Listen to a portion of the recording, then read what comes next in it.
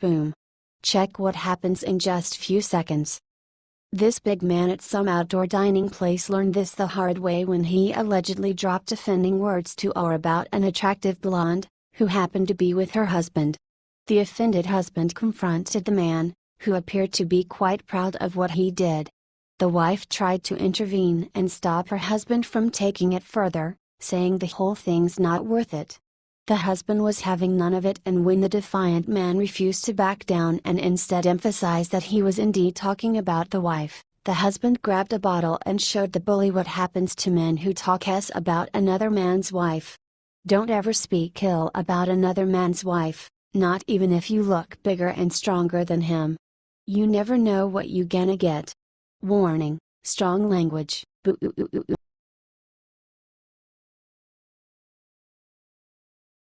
Hilarious. Cher offered her house to dreamers, and then some guy called her bluff. Her claim is not only classic virtue signaling, it shows a complete lack of understanding of the situation of dreamers in the doc program. Dreamers aren't homeless and don't need a place to stay. If Cher was really concerned about the plight of dreamers, she would pay to get them all attorneys. President Obama deported more illegal and undocumented immigrants than any other president in history. Dreamers who want to be Americans really have one option: get a really good attorney, because the immigration system is incredibly complicated. Cher isn't going to spend good money on someone else's attorneys, when she can just grandstand on Twitter.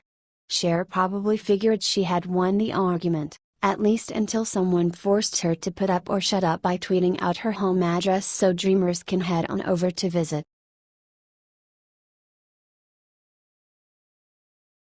NFL legend has nasty surprise for anti-American players who have sick plans for 911 game tonight. While we're all mourning the 2,996 lives lost in the attack, anti-American football players want to reclaim the attention.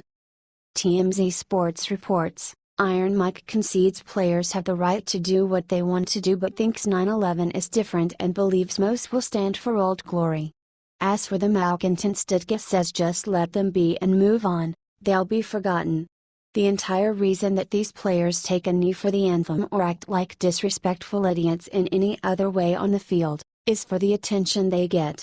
As we've previously reported, Commissioner Roger Goodell said that football fans should be more understanding when players protest the national anthem. The NFL commissioner disagrees, coming to the defense of his entitled players once again by taking a big stance against law enforcement. The season is already off to a really bad start, and the only thing that could make it worse is for these players to show a complete disregard for the victims and their families on September 11th. These players would rather perpetuate the divide instead of using their platforms for good. The NFL stands to lose more fans than they already have if they allow their players to be idiots at either of the two games scheduled for tonight.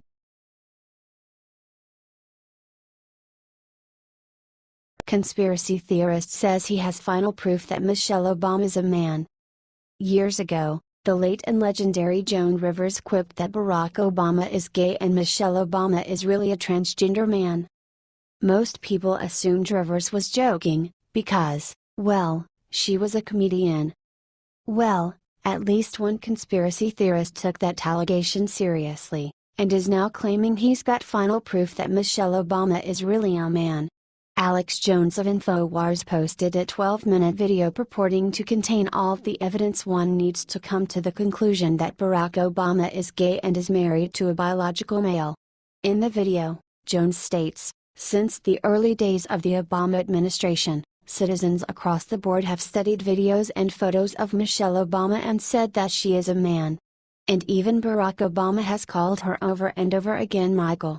But new shock footage has emerged that is being censored off the internet as fast as you can upload it. Now, I'm not saying that Michelle Obama is a tranny, and I don't hate trannies. Michelle appears in photos and videos to have a very large penis in her pants, her shoulders are wide, her face is very, very masculine. It just seems like an unnecessary swipe at the Obamas when there's already so much of actual importance for which hold them accountable.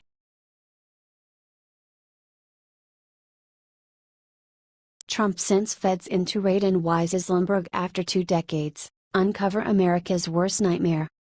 There's a mysterious hidden Muslim compound called Islamburg that's nestled deep within the woods of the Catskill Mountains in New York. The only way to access the 70-acre compound is through primitive dirt roads, where more than 100 Muslims live in seclusion away from the prying eyes of curious Americans. Without access to the compound, there's been no way to confirm rumors about the location being used as a training ground for Muslim terrorists. For over 2 decades, this cult-like group of Sharia law-following Muslims have lived quietly under the guidance of Pakistani Sheikh Said Mubarak Ali Shah Gilani, a radical Muslim with known ties to Jamaat al-Fuqara, a terror organization responsible for a long list of terrorist activities around the world, including murders of rival religious figures in the United States. Islamburg resident Ramadan Abdullah. Shortly after arresting Ramadan Abdullah for theft, the Muslims' answers about why he was stealing ammunition raised suspicion among police, who then decided to obtain a search warrant to investigate their suspicions further.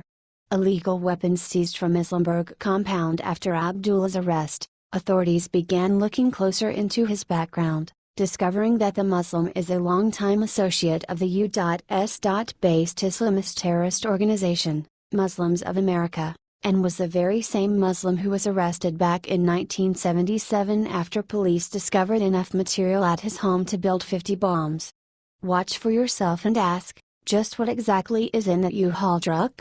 It's absolutely ridiculous that Muslims in this country are allowed to have their own freaking jihadi compounds, where they're actively training their residents on the necessary tactics to carry out terror attacks. While Americans are protected under the Constitution against illegal searches and seizures, when known freaking terrorists are leaving these compounds, it's time to stop letting these Muslims hide behind our laws and put them all in Gitmo where they belong.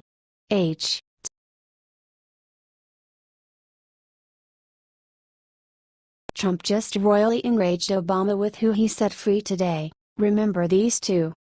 The gay couple wanted a wedding cake, but the baker claimed their sexual lifestyle, or marriage, was against his religious beliefs.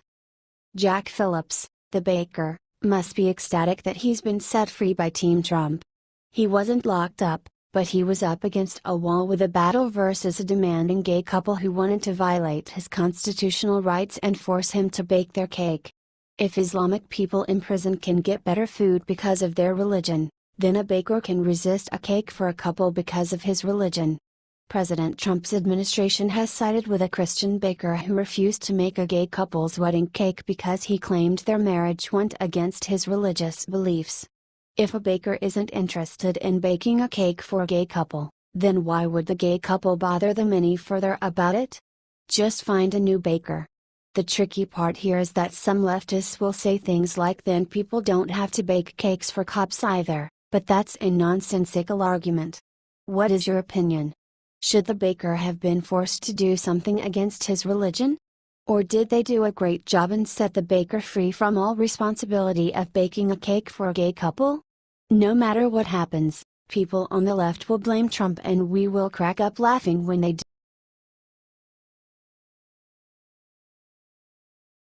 48 HRS before Irma hits Florida. Look where Trump and Pence just showed up. That's has libs furious.